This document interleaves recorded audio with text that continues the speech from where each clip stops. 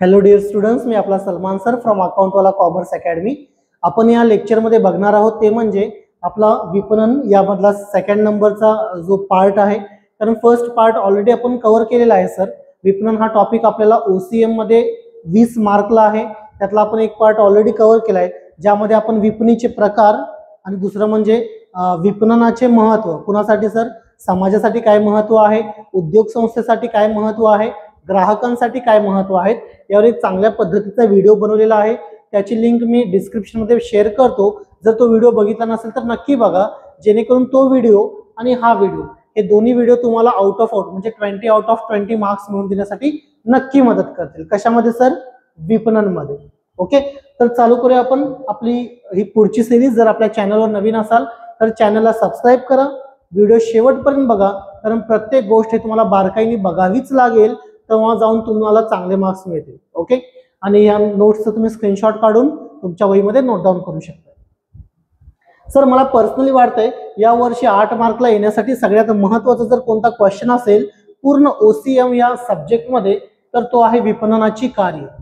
विपणनाची कार्य, yes sir, 13 मार्कचा question आहे, सॉरी 13 पॉइंटचा क्वेश्चन आहे। म्हणजे यामध्ये 13 पॉइंट्स आहेत। हे 13 पॉइंट्स आपल्याला काय करावे लागतील सर? ओके, बाय हार्ट आपल्याला ते पाठ करावे लागते, है ना, तरच जाऊन तुम्हाला 8 पैकी 8 मार्क मिळण्यासाठी नक्की मदत होईल। चला आपण चालू करूया विपणनाची कार्य। सर, पहिलं कार्य आहे बाजारपेठेचे संशोधन। ओके, बाजारपेठेचे, ओके, थोडंसं स्पेलिंग मिस्टेक असेल समजावून घेऊ शकता तुम्ही। बाजारपेठेचे संशोधन, त्याला आपण मार्केट रिसर्च म्हणतोय। म्हणजे काय तर ग्राहकांच्या गरजा ओळखण्यासाठी ग्राहकांकडून माहिती गोळा केली जाते आणि त्या माहितीचे विश्लेषण करण्याची प्रक्रिया म्हणजे बाजारपेठेचे संशोधन। कळालं का? बाजारपेठेचे संशोधन। फॉर एक्झाम्पल, समजा मी एक बिझनेसमन आहे, तर मला बघावं लागेल की मार्केटमध्ये मार्केटमध्ये ग्राहकांच्या अपेक्षा काय आहेत, ग्राहकांना माझ्याकडून किंवा माझ्याकडनं जे वस्तू खरेदी करणार आहेत त्या वस्तूंकडून त्यांना काय अपेक्षित आहे याची माहिती मला गोळा करावी लागेल आणि गोळा करून मला त्याचं प्रॉपर विश्लेषण करावं लागेल। विश्लेषण करण्याच्या या प्रक्रियेला आपण बाजारपेठेचे संशोधन म्हणणार। काय म्हणणार आपण सर त्याला? बाजारपेठेचे संशोधन। ओके, हे झालं आपलं विपणनाचं पहिलं कार्य। सर, दुसरं कार्य आहे विपणनाचं मालाची खरेदी करणे आणि त्याचे एकत्रीकरण करणे, त्याला आपण पर्चेसिंग आणि असेंबलिंग म्हणतो इंग्लिशमध्ये। म्हणजे काय सर? या कार्यामध्ये उत्पादनासाठी विविध ठिकाणी उपलब्ध असणारा कच्चा माल संकलित करण्याचा समावेश होतो। ओके, फॉर एक्झाम्पल, आता मी कोल्हापूरमध्ये आहे महाराष्ट्राच्या, मला जो कच्चा माल लागतोय तो कोल्हापूरमध्ये उपलब्ध नाहीये, तर तो कुठेतरी कर्नाटकच्या बेळगावमध्ये आहे, बेंगलोरमध्ये आहे, महाराष्ट्रात पुण्यामध्ये आहे, मुंबईमध्ये आहे। तर या केसमध्ये मला काय करावं लागेल सर? तर कच्चा माल जिथं उपलब्ध आहे तिथं कच्च्या मालाची खरेदी। बघा सर, हे मुद्दा फक्त पाठ करायचा आहे आपल्याला। पहिला मुद्दा काय होता? बाजारपेठेचे संशोधन। दुसरा मुद्दा काय आहे? मालाची खरेदी आणि एकत्रीकरण। मग इथं काय लिहू शकतोय मी सर? तर आपल्या पूर्ण जे कार्यक्षेत्रामध्ये उपलब्ध असणाऱ्या कच्च्या मालाची खरेदी करणे आणि ते कच्चा माल खरेदी करून जिथं तुमची फॅक्टरी आहे, जिथं तुमचा कारखाना आहे, त्या ठिकाणी एकत्र करण्याची जी प्रक्रिया आहे त्याला आपण म्हणतोय मालाची खरेदी करणे आणि एकत्रीकरण करणे, त्याला आपण असेंबलिंग म्हणतोय। कच्चा माल खरेदी करायचा आणि एकत्र आपल्या फॅक्टरीपर्यंत, आपल्या कारखान्यापर्यंत आणायचा। ओके, हा झाला आपला दुसरं कार्य। कुणाचं सर? विपणनासाठी। त्यानंतर बाजारपेठेचे नियोजन, त्याला आपण म्हणतोय मार्केट प्लॅनिंग। 3 नंबरचा मुद्दा सर, बाजारपेठेचे नियोजन ही एक अशी प्रक्रिया आहे जी व्यवसायाच्या विपणनाची उद्दिष्टे ठरवते आणि ती साध्य करण्यासाठी एक व्यूहरचना आखते। सर, बाजारपेठेचे नियोजन म्हणजे काय? तर सर, मला माझं टार्गेट कंझ्युमर कोण आहे, बरोबर, मला टार्गेट कंझ्युमर कोण आहे किंवा मला स्पर्धक कोण आहे, त्या स्पर्धकाकडे कोणता माल आहे, त्या स्पर्धकाकडे असणाऱ्या मालाचा दर्जा कसा आहे, त्याची किंमत कशी आहे, हे सगळं मला समजतंय। कशामुळे समजतंय सर? विपणनामुळे समजते। आणि त्यामुळे मी एक उद्दिष्ट निश्चित करतोय की सर मला इतका माल विकायचा आहे किंवा मला इतक्या व्याप्तीमध्ये माझ्या कंझ्युमरला काय करायचं आहे, टार्गेट करायचं आहे। आणि त्या पद्धतीने मी काय करतोय, एक व्यूहरचना बनवतोय। ती व्यूहरचना म्हणजे सर बाजारपेठेचे नियोजन। हे आपल्याला 3-4 लाईनमध्ये लिहिता येईल। ओके, चौथा मुद्दा आहे सर उत्पादन विकास, प्रोडक्ट डेव्हलपमेंट। सर, यामध्ये काय? वस्तूच्या आराखड्यामध्ये वस्तूचा दर्जा बघणे, वस्तूची क्वालिटी कशी आहे सर, त्याचं प्रमाण ठरवणे, वस्तूचा आकार ठरवणे, बरोबर। आता आपण जे सोप यूज करतोय, साबण, अंघोळीसाठी वगैरे, त्याचा आकार इतका आहे की आपल्या हातामध्ये मावू शकते, बरोबर. जर इतका मोठा साबण कोणी दिला असता तर आपण यूज पण नाही केला असता. सर याचा अर्थ काय, प्रॉपर जो आहे ना आकार किंवा साईज ठरवलीच पाहिजे एखाद्या उत्पादनाची. ओके.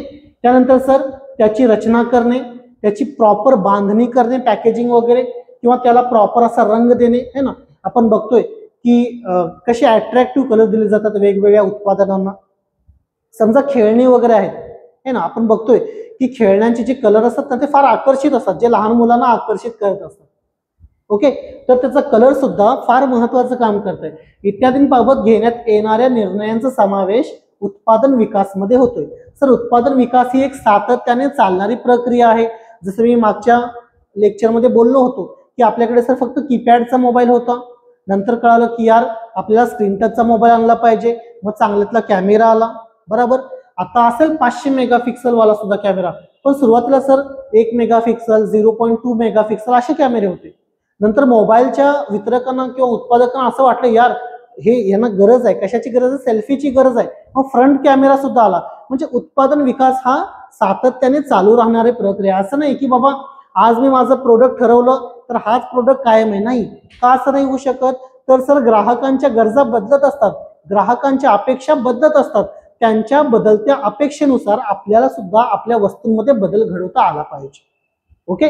तर आपण हे सगळं काय करू शकतोय, यामध्ये लिहू शकतोय. त्यानंतर सर 5 नंबरला आहे प्रमाणीकरण आणि प्रतवारी, ज्याला आपण स्टँडर्डायझेशन आणि ग्रेडिंग म्हणतो. वस्तूंवरील प्रक्रिया, आकार, त्याचा दर्जा, रचना, वजन किती आहे, त्याचा रंग काय आहे इत्यादींबाबत प्रमाण ठरवण्याच्या प्रक्रियेला प्रमाणीकरण म्हणतो. ओके.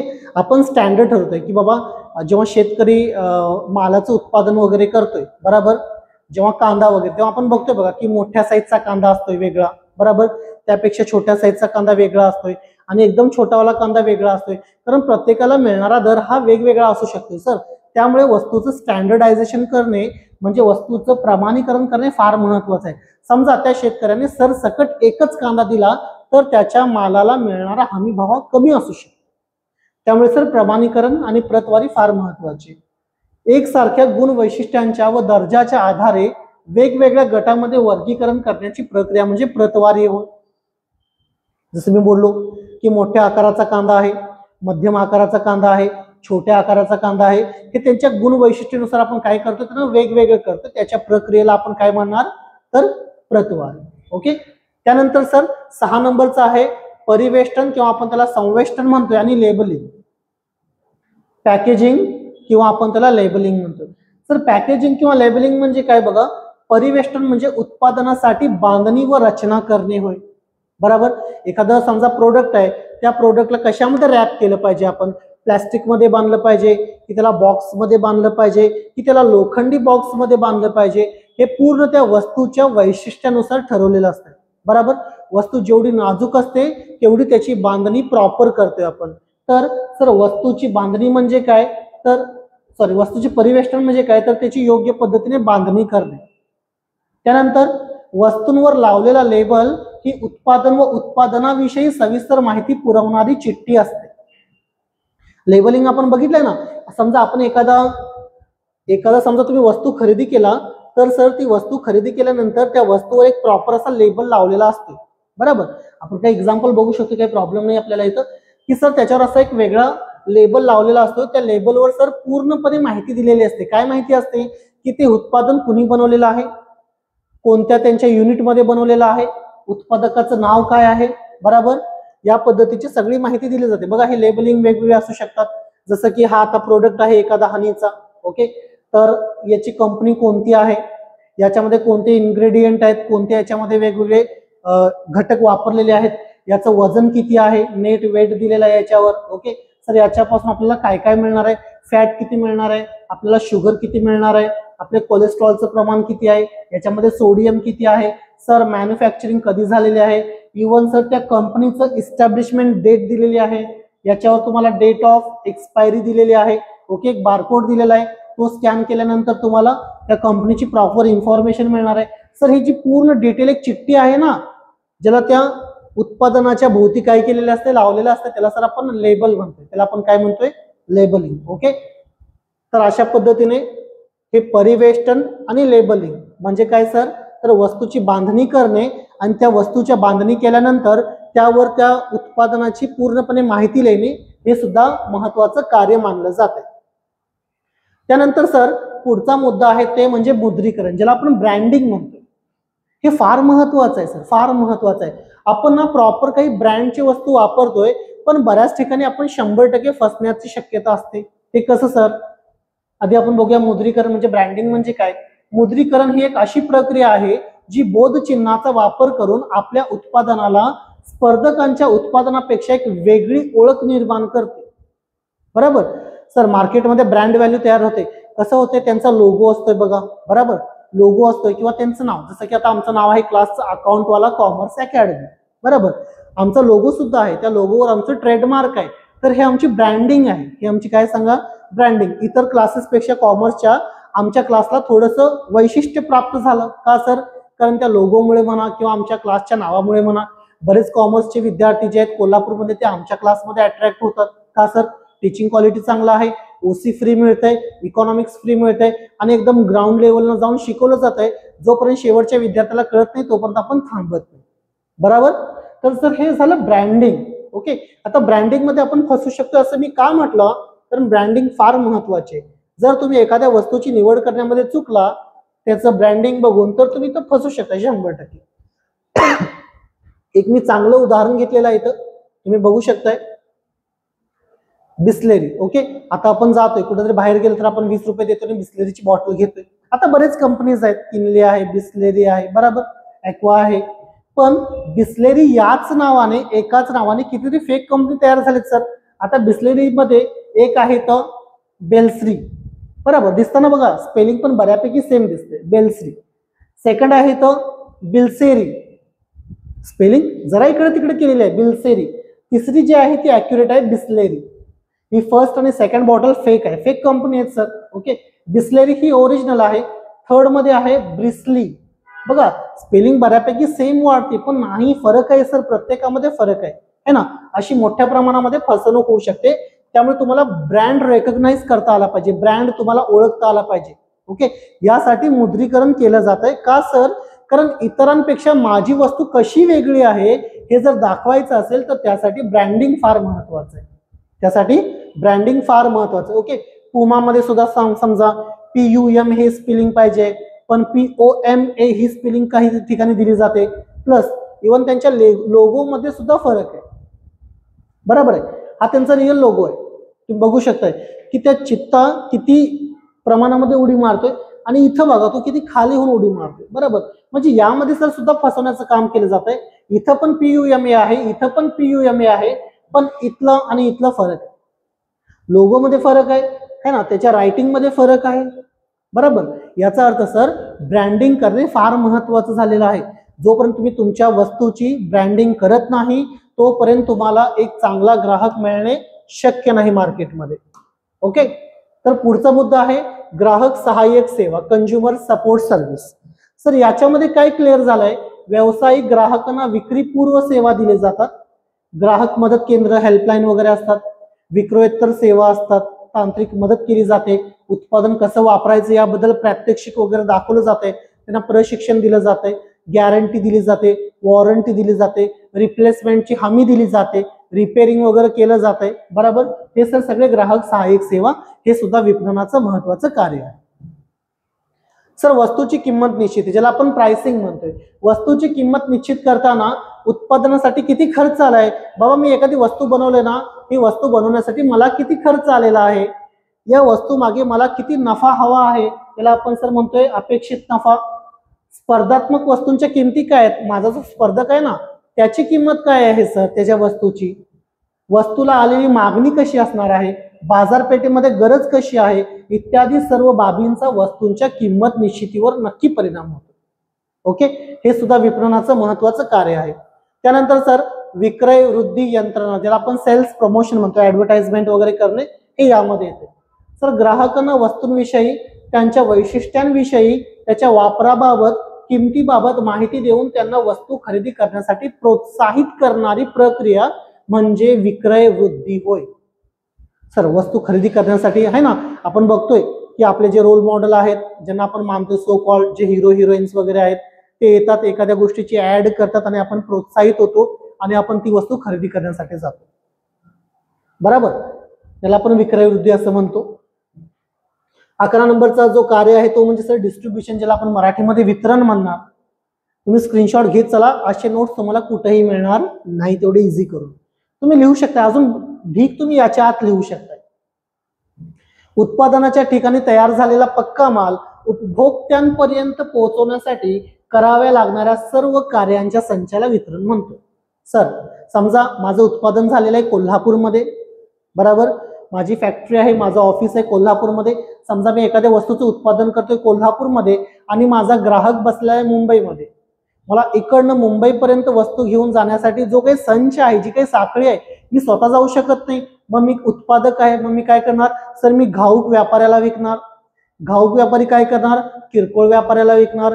किरकोळ व्यापारी काय करणार, अंतिम ग्राहकाला विकणार. जी काही साखळी आहे किंवा जो काही संच आहे ना, त्या सगळ्यांचा समावेश सर वितरणमध्ये होतो.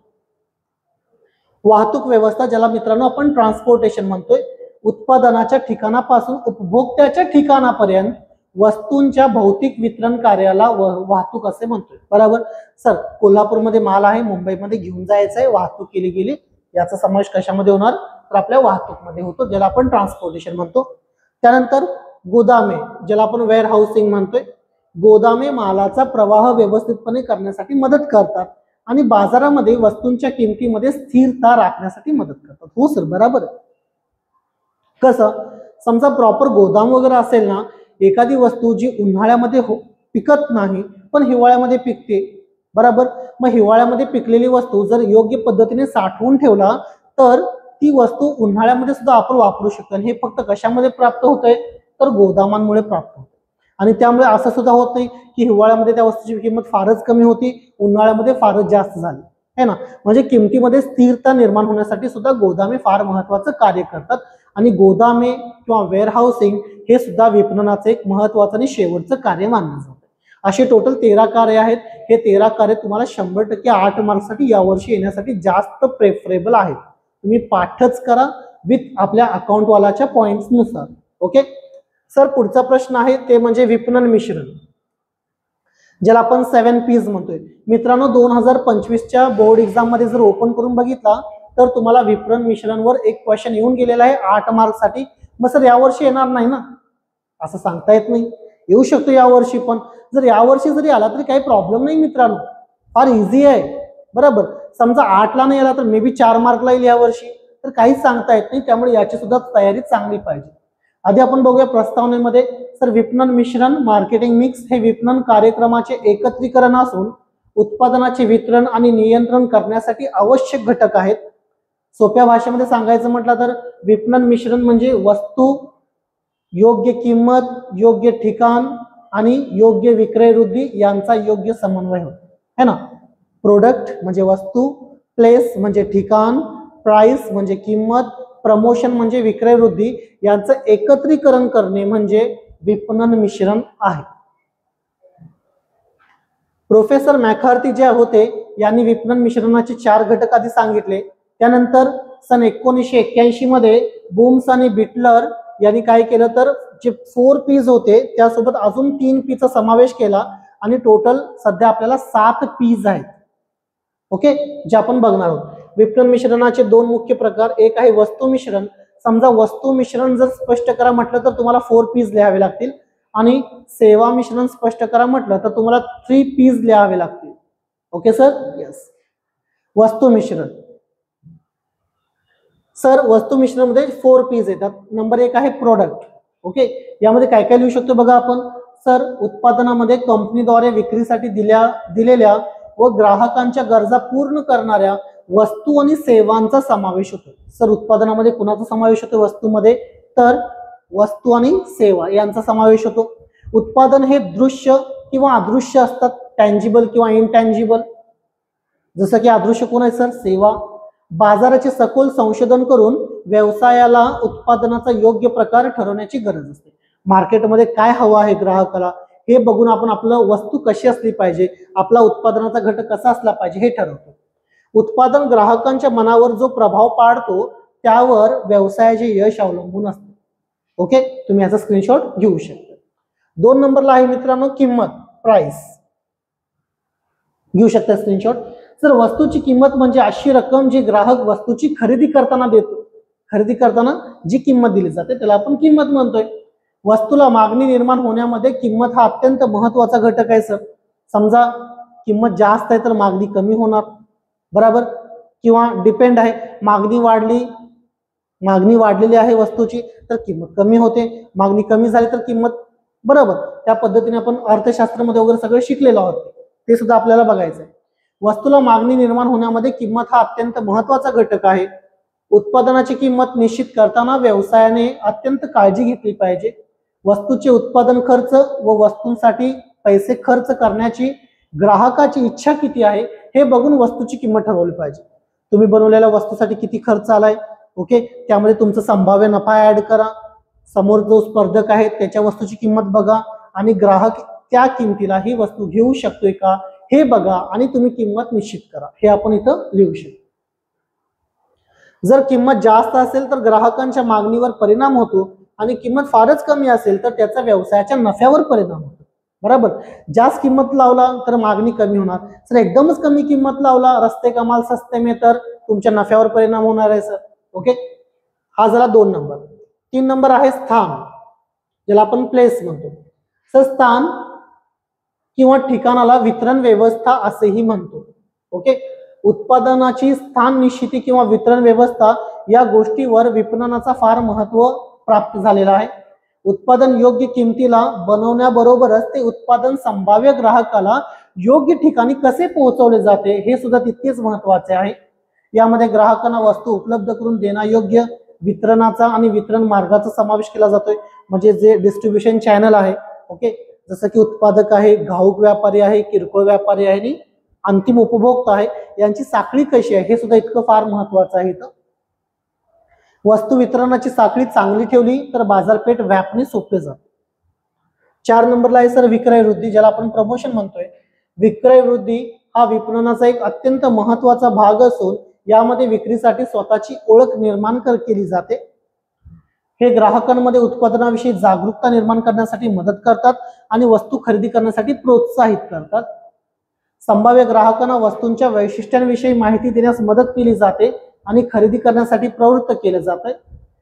विक्रय वृद्धीमध्ये जाहिरात करणे, प्रत्यक्ष विपणन करणे, विक्रय वृद्धी, व्यक्तिगत विक्री इत्यादी घटकांचा समावेश होतो. ओके, तर सर हे जे 4 पीज होते हे वस्तू बदल होते. त्यानंतर सेवा मिश्रण. सर्व्हिससाठी सर कोणते 3 पीज आहेत? एक म्हणजे व्यक्ती, ज्याला आपण पीपल म्हणतोय, पी न सुरुवात होते. व्यवसायातील किंवा व्यवसायाबाहेरील व्यक्ती या प्रत्यक्ष आणि अप्रत्यक्ष त्या व्यवसायावर प्रभाव टाकत असतात. ग्राहकांना वस्तू किंवा सेवा बहाल करताना सर्व लोक क्रियाशील भूमिका पार पाडत असतात. या व्यक्तींमध्ये ग्राहकांना सेवा देण्यासाठी मदत करणाऱ्या कर्मचाऱ्यांचा समावेश होतो, बरोबर, कर्मचाऱ्यांचा समावेश होतो. योग्य व्यक्ती योग्य स्थानी असल्यास व्यवसायाच्या नावलौकिकमध्ये भर पडते. सर एखादा चांगला व्यक्ती आहे ज्याच्यामध्ये सर एक मॅनेजर होण्याची कॅपॅसिटी आहे आणि जर तुम्ही त्याला एकदम क्लर्क मध्ये बनवून ठेवला असेल तर यामध्ये तुमच्या व्यवसायाचं नावलौकिक होऊ शकत नाही. किंवा जर तुमच्या व्यवसायाचा ग्रोथ असेल ना सर, तुम्हाला त्या व्यक्तींमधले स्किल बघावे लागतील, त्याची योग्यता बघावी लागेल, योग्यता पडताळून त्याला योग्य पद्धतीने ज्या स्थानी तो असू शकतोय त्या स्थानावर त्याला काय केलं पाहिजे, तिथं त्याला जागा दिली पाहिजे आणि तिथं त्याचं रिक्रुटमेंट वगैरे केली पाहिजे, निवड केली पाहिजे. या व्यक्तींमध्ये ग्राहकांना सेवा देण्यास मदत करणाऱ्या कर्मचाऱ्यांचा समावेश होतो. योग्य व्यक्ती योग्य स्थानी असल्यास व्यवसायाच्या नावलौकिकमध्ये भर पडते. म्हणून योग्य व्यक्तींची निवड करणे, त्यांना प्रशिक्षित करणे, त्यांना कौशल्य विकसित करणे आणि त्यांना ते जोपासण्यासाठी मदत करणे हे सुद्धा तुमच्या व्यक्ती म्हणजे पीपल यामध्ये समावेश होतो. पुढे सेकंड पी आहे मित्रांनो, ती म्हणजे प्रक्रिया, ज्याला आपण प्रोसेस म्हणतो. ओके सर, काय असणार प्रोसेस मध्ये? ग्राहकांना वस्तू व सेवांचे वितरण करण्याची कृती. म्हणजे समजा डॉक्टर आहे, तो आपल्या पेशंटना चेक करतोय, तर जी काही प्रोसेस तो फॉलो करतोय त्याला आपण सर प्रक्रिया म्हणणार. ओके, एखादा लॉयर आहे, समजा तुम्ही एखाद्या लॉयरकडे गेलेला आहे, तुमच्यावर एखादी केस झालेली आहे, तर लॉयर ते हाताळण्यासाठी जी प्रोसेस फॉलो करतोय त्याला आपण प्रक्रिया म्हणतो. उत्कृष्ट प्रकारच्या सेवा देण्याकरिता महत्वाचा घटक म्हणजे प्रक्रिया है ना. जेवढं तुमचं प्रोसेस चांगले असते ना तेवढं तुमचा जो कंझ्युमर आहे तो काय होते, प्रभावी होते तुमच्यावर. चांगल्या प्रक्रिया ग्राहकांना प्रमाणित सेवा मिळवण्यासाठी खात्री देतात. त्याचप्रमाणे वेळेची आणि पैशाची बचत करून कार्यक्षमता वाढवण्यासाठी चांगल्या प्रक्रियेची मदत होते. व्यवसायातील प्रक्रियेचे परिणामकारक निरीक्षण करण्यासाठी आणि गरजेनुसार परिणामकारक सुधारणा घडवून आणण्यासाठी मदत होते. बरोबर. आपली एक प्रोसेस ठरलेली आहे. सर समजा माझी शिकवण्याची पद्धत जर विद्यार्थ्यांना कळत नसेल तर मला काय करावं लागेल, तर त्या पद्धतीमध्ये, त्या प्रोसेसमध्ये किंवा त्या प्रक्रियेमध्ये बदल घडवून आणावा लागेल. तर मी जे विद्यार्थ्यांना देतो शिकवण्याचं काम ही एक सेवा आहे. बरोबर. मग यामध्ये माझी शिकवण्याची जी प्रक्रिया आहे फार महत्वाची आहे सर. आणि शेवटचं आहे 3 नंबरचं, ते म्हणजे भौगोलिक पर्यावरण, ज्याला आपण फिजिकल इव्हिडन्स म्हणतोय किंवा फिजिकल इन्व्हायरमेंट म्हणतोय आपण त्याला. ओके. भौतिक पर्यावरणाचा संदर्भ विपणन पर्यावरणातील ग्राहक आणि व्यवसाय संस्था यांचा एकमेकांसोबत होणाऱ्या देवाणघेवाणीशी असतोय. पुरवल्या जाणाऱ्या सेवा अदृश्य असतात सर, दिसत नाही सेवा आपल्याला. सेवा देणारे ग्राहकांना अनुभव अधिक चांगला करून देण्यासाठी दृश्य स्वरूपाचे घटक समाविष्ट करण्याचा प्रयत्न करतात. ज्यामध्ये समजा जिथं सेवा दिली जाते, समजा हॉस्पिटल आहे तर ती जागा चांगली असली पाहिजे, हायजिनिक असली पाहिजे. ओके. आराखडा चांगला असला पाहिजे. अंतर्गत सजावट ज्याला आपण म्हणतो ना इंटेरियर डिझाईन, ते चांगलं असलं पाहिजे. जेव्हा तुम्ही एखाद्या CA चार्टर्ड अकाउंटंटच्या ऑफिसमध्ये जाताय तेव्हा बघा की त्याचं ऑफिस एकदम असं आलिशान बनवलेलं असतं. बरोबर. त्यानंतर त्याची बांधणी असेल, मुद्रीकरण असेल, कर्मचाऱ्यांची वेशभूषा असेल. ओके. तुम्ही एखाद्या टपरीवर गेलेला आहात है ना, एखाद्या ढाब्यावर गेलेला आहे ते आणि एखाद्या 5 स्टार हॉटेलमध्ये गेलाय ते, यामध्ये फरक तुम्हाला नक्की जाणवतो. त्यांची जागा कशी आहे, त्यांचे इंटेरियर डिझाईन कसं आहे, त्यांच्या वेटरने एक युनिफॉर्म घातलेला असतोय. बरोबर. हे सगळं कशामध्ये येते सर, भौतिक पर्यावरणामध्ये येणार. कर्मचाऱ्यांची वेशभूषा आणि त्यांचे वागण्याची पद्धती, प्रतिज्ञापत्र या सर्वांचा समावेश होतो. ओके. हे झालं आपलं 7 P's वरचा क्वेश्चन. आणि सर शेवटचा क्वेश्चन आहे ते म्हणजे विपणन आणि विक्री मधला फरक. हा सुद्धा क्वेश्चन एक्झाम मध्ये येऊ शकतोय सर. अर्थ काय बघूया विपणन आणि विक्री. सर विपणनासाठी विपणन एक सामाजिक प्रक्रिया असून ती गरजांची निर्मिती करते आणि वस्तूंच्या देवाणघेवाणीमधून ती पूर्तता करते. सर विक्रीचा अर्थ काय आहे, विक्री म्हणजे ग्राहकांची गरजेनुसार त्यांना किमतीच्या मोबदल्यामध्ये वस्तूंचा पुरवठा करणे. व्याप्ती कशी आहे सर, विपणन ही एक व्यापक संकल्पना आहे, व्याप्तीमध्येच विक्रीचा समावेश होतोय. तसं सर विक्री ही एक संकुचित संकल्पना आहे, विक्री हा विपणनाचा एक छोटासा भाग आहे. इथं लिहू शकताय तुम्ही.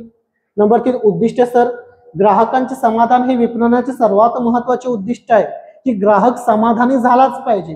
पण वस्तूंची मालकी किंवा ताबा एका व्यक्तीकडून दुसऱ्या व्यक्तीकडे पाठवणे किंवा स्थलांतरित करणे हे काय सांगा, तर विक्रीचे महत्वाचे उद्दिष्ट आहे.